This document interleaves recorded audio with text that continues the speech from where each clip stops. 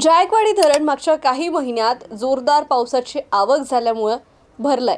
त्यामुळे 21 जुलैला मुख्य दरवाजामधून पाण्याचा विसर्ग करण्यात आला।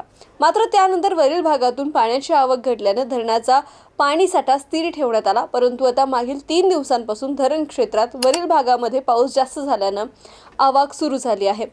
94.88% पाणीसाठा आलाय। मात्र आवक नसल्याने सध्या मुख्य गेटमधून पाणी सोडण्यात येणार नाहीये। पण आवक बघून पाणी सोडण्याचा निर्णय घेऊ असं पाटबंधारा विभागाचे शाखा अभियंता अधिकारी मंगेश शेलार आणि गणेश खराडकर यांनी सांगितले। जुलैच्या पहिल्या आठवड्यात नाशिकसह वरील धरण परिसरामध्ये चांगला पाऊस झाल्याने जायकवाडी धरण महिनाभरातच भरलं।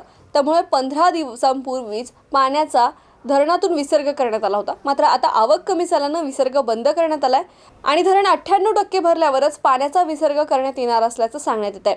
पण धरणात पाणी साठा वाढल्याने सध्या शेतकऱ्यांमध्ये समाधान व्यक्त होत आहे।